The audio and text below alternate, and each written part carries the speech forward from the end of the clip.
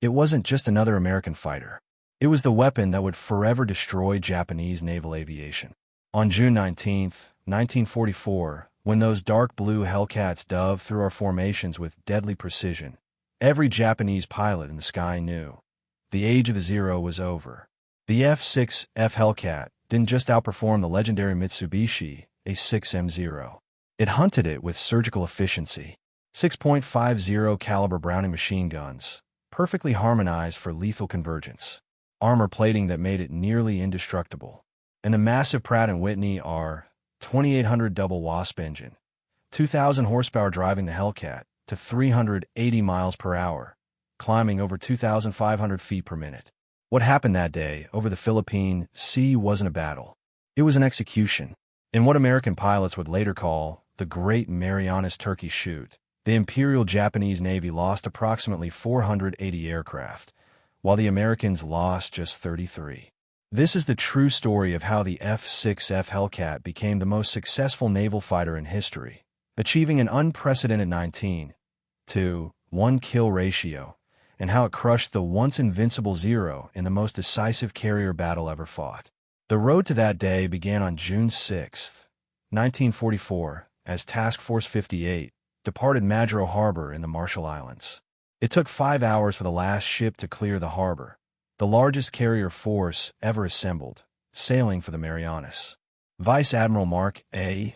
Mitchell, a pioneering aviator since 1915, commanded the mighty armada from his flagship, USS Lexington. 15 fast carriers, 7 battleships, 21 cruisers, and 69 destroyers stretched across miles of ocean. The carriers alone carried 956 aircraft, 475 of them Hellcats. The task force was organized into 4 groups, each capable of independent operation. Task Group 58.1, under Rear Admiral J.J.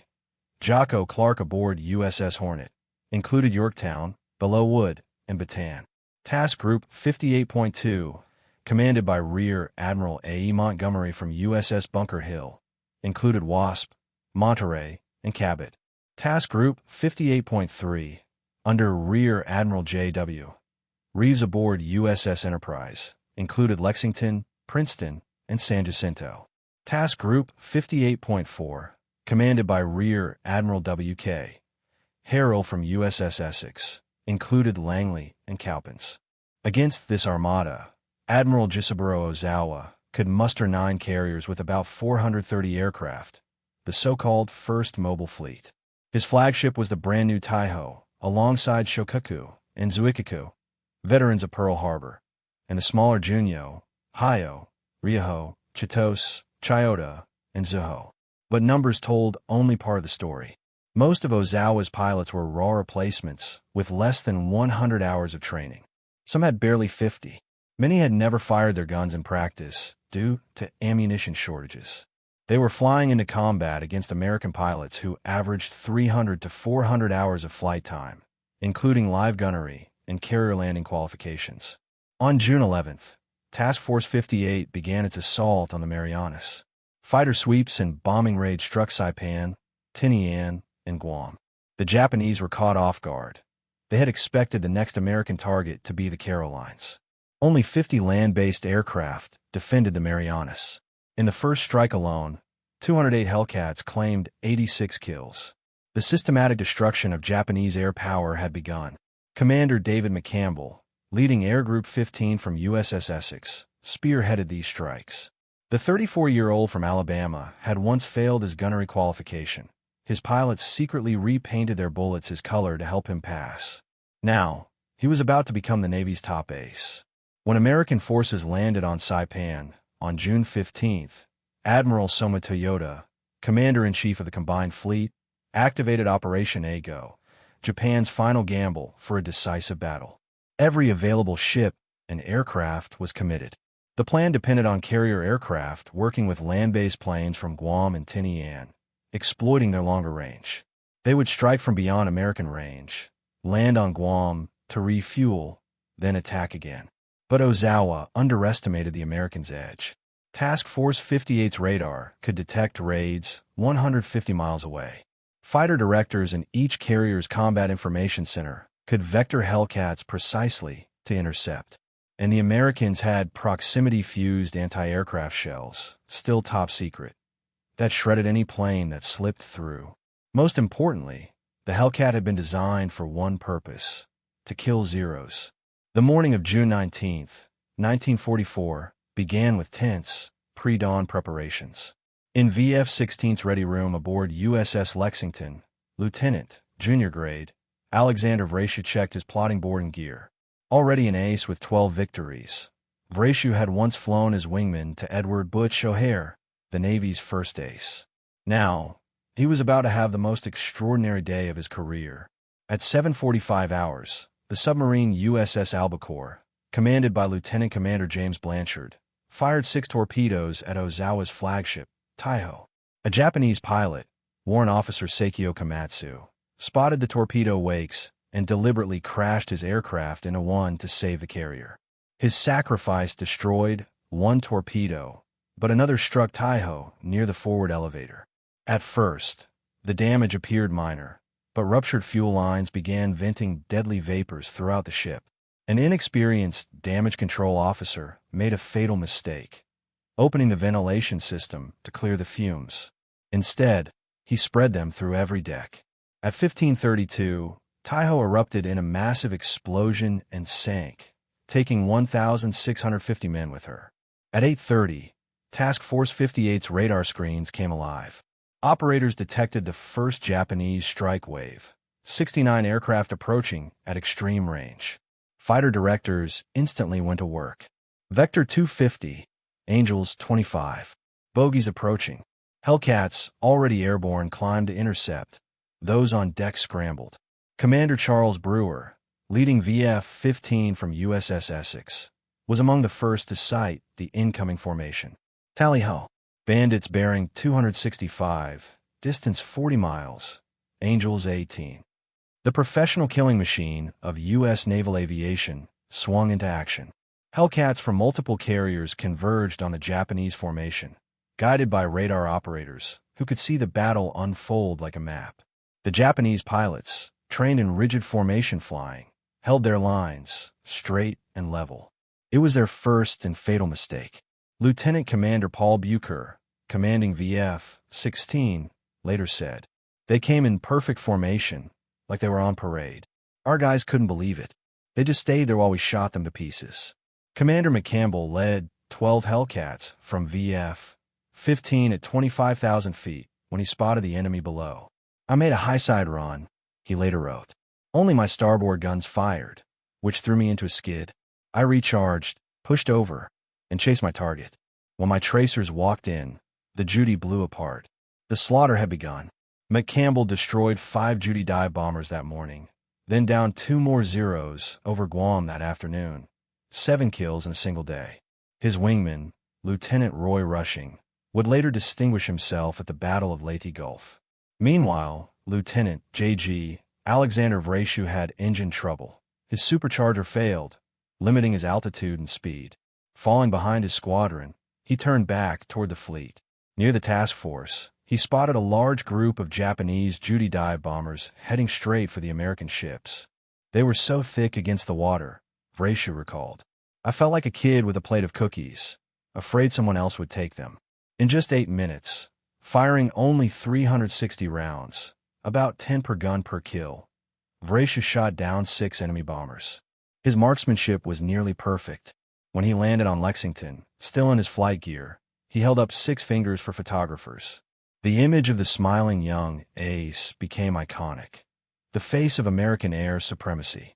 Only later did mechanics discover that Vrashu's wing fold pins were loose. He had flown his entire mission with his wings only partially locked. The first wave was annihilated. Of 69 Japanese aircraft, 42 were shot down. The few survivors who returned to their carriers described Hellcats everywhere, diving from above, slashing in from the sides, always faster, always deadlier.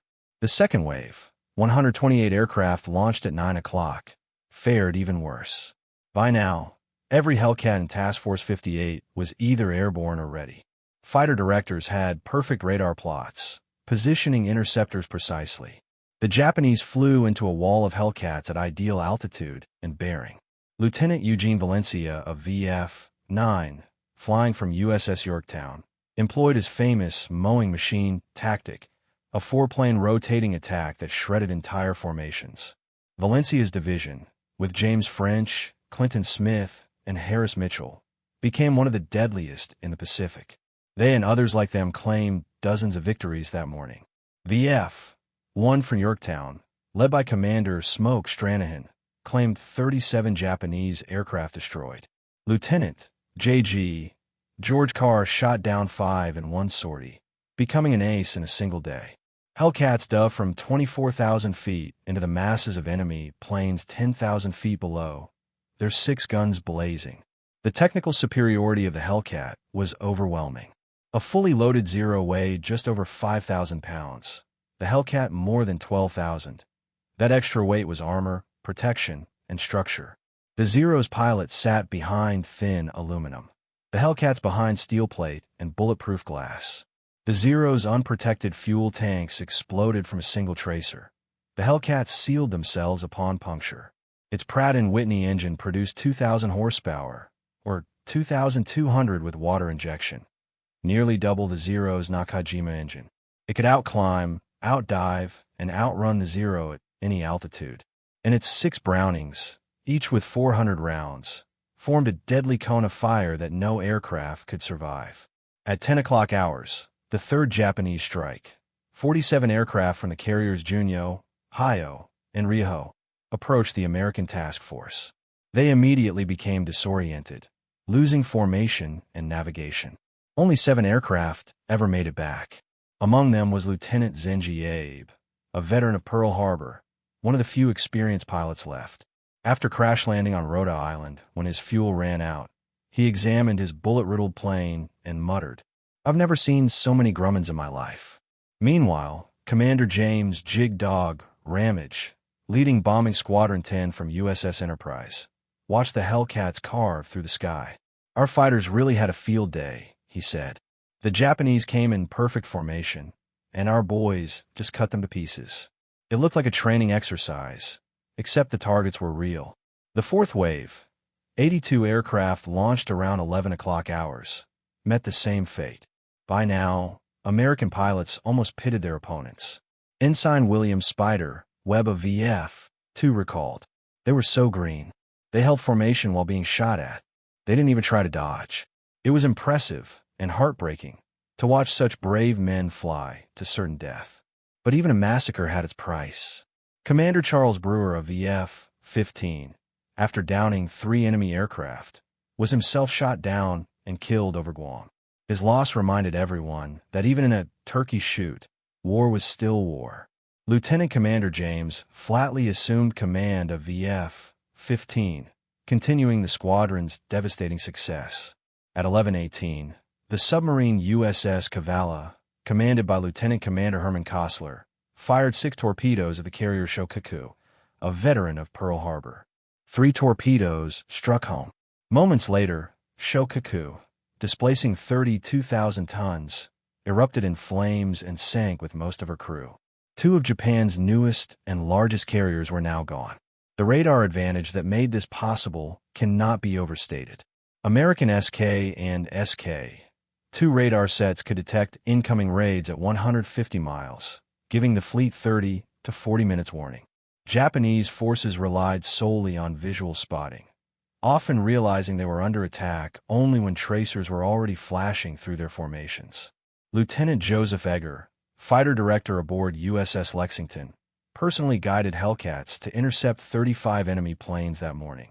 He could see the entire air battle unfold on his radar scope, like a chess master watching the whole board, while his opponent saw only one square at a time. Each carrier's combat information center was a darkened nerve center, glowing radar screens, plotting boards, calm voices over radio headsets. Vector 270. Angels 20. Bogies approaching. Investigate and report. Fighter directors tracked multiple raids simultaneously, vectoring squadrons to intercept while coordinating the fleet's layer defense.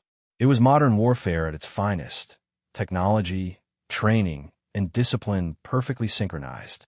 Lieutenant Commander William R. Killer Kane, commanding Air Group 10 from Enterprise, wrote in his diary that night, "The greatest air defeat suffered by any nation, ever." Kane had started the war flying outdated planes against superior Japanese pilots.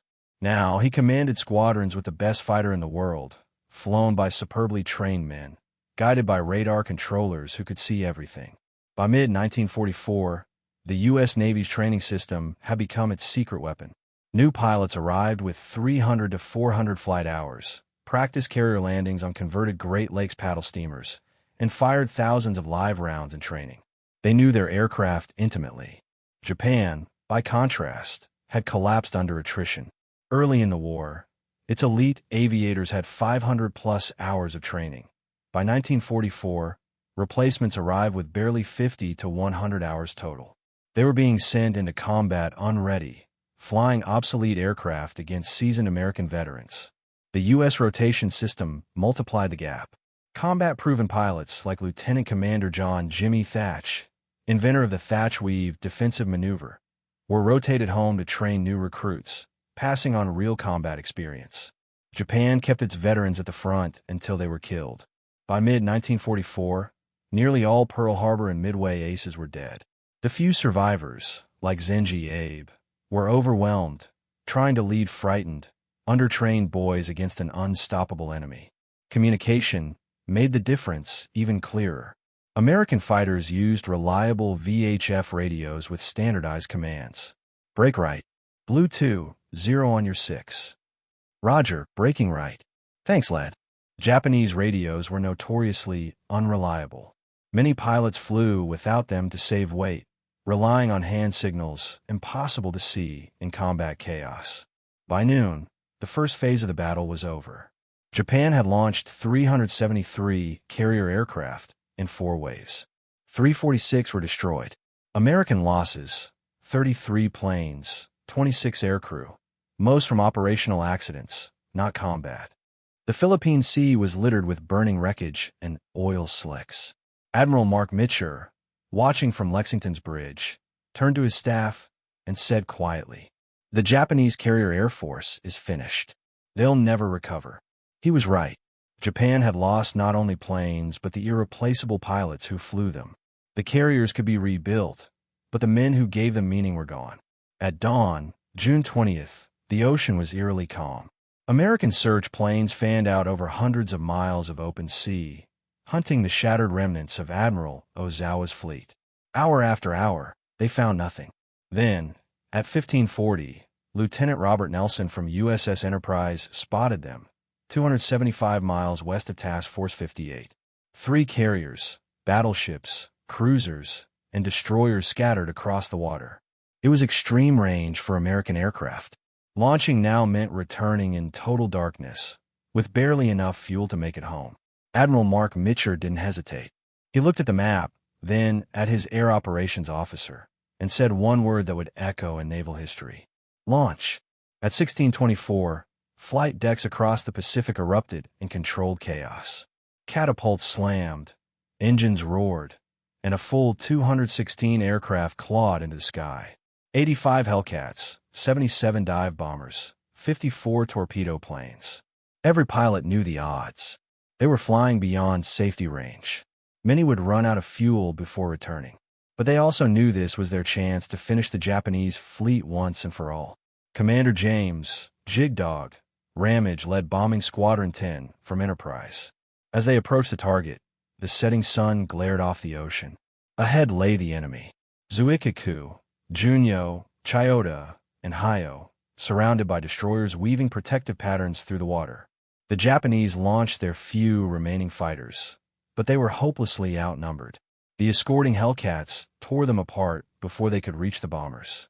Then came the attack, a chaotic, thundering storm of bombs and torpedoes. The carrier Hayo took multiple hits. One bomb penetrated her hangar deck, igniting aviation fuel.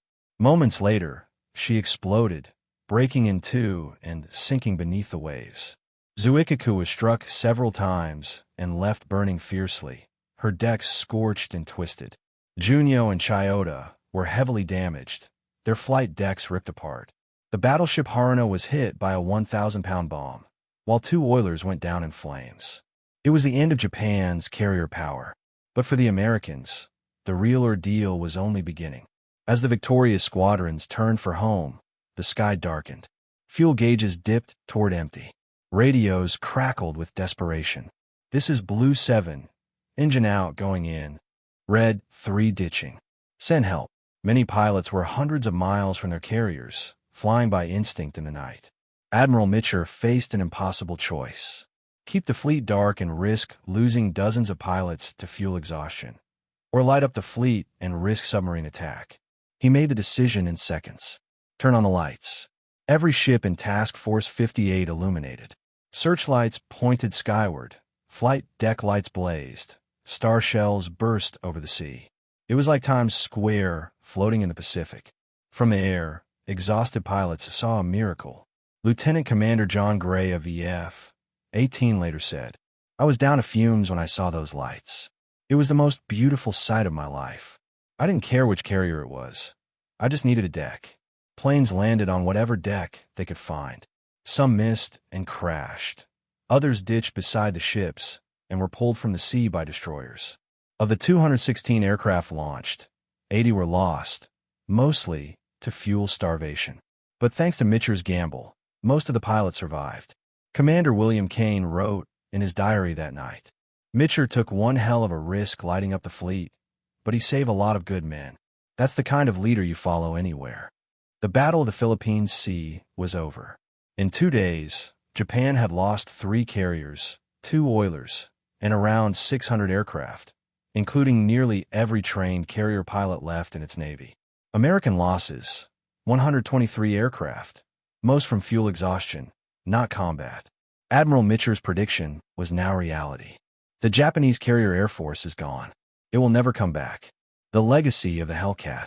When the sun rose on June 21, 1944, the once proud Japanese carrier fleet was shattered and silent. Oil slicks burned across the Philippine Sea, marking the graves of thousands of airmen and sailors. The Imperial Navy would never again launch a major carrier offensive. Japan had lost its carriers, its aircraft, and, most crucially, its pilots. Those who survived were too few and too inexperienced to rebuild the force. The age of the Zero was over. The era of the Hellcat had begun. The machine that changed naval warfare. The Hellcat wasn't graceful, but it was unstoppable. The F6F, the version that dominated the Philippine Sea, had a wingspan of 42 feet 10 inches and a length of 33 feet 7 inches. It weighed 12,598 pounds fully loaded, nearly 2.5 times the weight of a Zero, because every inch was reinforced for survival. Armor plating protected the cockpit, oil cooler, and fuel tanks. Those self-sealing fuel tanks could take multiple hits and still function. The bulletproof glass could stop 20mm cannon shells. At its heart roared the Pratt & Whitney R-2800-10 Double Wasp, a 2,000 horsepower radial engine capable of reaching 2,200 horsepower in emergency combat mode. Even with cylinders blown away, it would often keep running long enough to bring its pilot home. 6.50 caliber Browning M2 machine guns, each with 400 rounds, created a cone of destruction that nothing could survive. At 300 yards, all 6 guns converged, 200 rounds per 2-second burst, turning targets into fireballs. The cockpit gave pilots excellent visibility and intuitive control. Unlike the Zero, which required constant trimming and delicate handling, the Hellcat was stable, forgiving, and deadly efficient. A fighter any well-trained pilot could master quickly. The power of production and training. Between 1942 and 1945, Grumman Aircraft built 12,275 Hellcats at a peak rate of 500 per month. Every one of them was identical, every bolt, engine, and wing interchangeable. A Hellcat built in 1943 used the same parts as one built in 1945. That industrial precision allowed field repairs and kept squadrons in the fight. The Japanese, still hand-building aircraft in 1944, couldn't compete. Their factories suffered from material shortages and unskilled labor. Their engines ran on low-octane fuel that reduced power and reliability. While American pilots pushed their engines to full combat power without hesitation, Japanese pilots risked mechanical failure every time they tried. The logistical contrast was total. U.S. fleet oilers delivered millions of gallons of 100-octane aviation fuel, and mobile repair ships rebuilt damaged aircraft at sea. Japan had none of this. The Hellcat was not just a plane. It was an industrial weapon powered by an entire nation's manufacturing might. The human element. Technology alone didn't win the battle.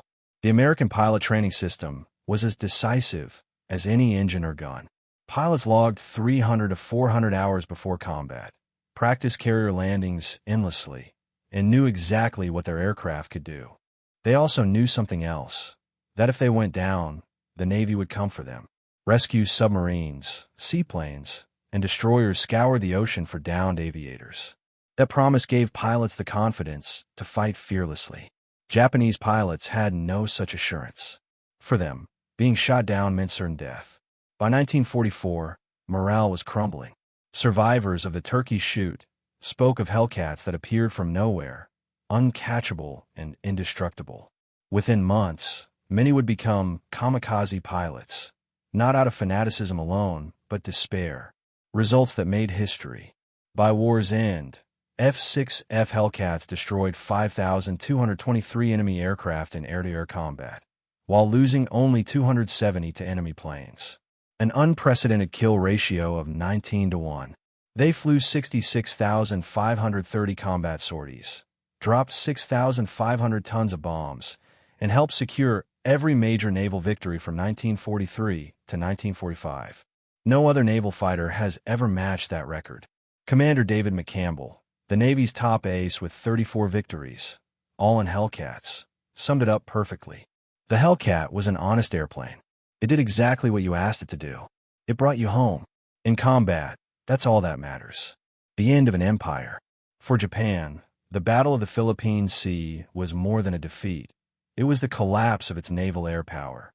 Admiral Jisaburo Ozawa, who survived the war, later admitted that June 19 to 20, 1944, marked the true end of the Imperial Navy's carrier aviation. From that day on, Japan would never again challenge American air supremacy at sea. The rising sun had set. For the United States, the battle proved something larger. That technology, training, and industrial power could overcome even the fiercest warrior spirit. The F6F Hellcat embodied that lesson. It was the hammer that ended the age of the zero, and the symbol of an unstoppable force built by free men determined to win. When the last Hellcat retired in 1954, replaced by sleek jet fighters, old pilots would still pause at reunions when they heard that deep radial engine rumble. To them, it was more than a sound. It was the memory of victory, of survival, and of a blue-painted angel that ruled the skies of the Pacific.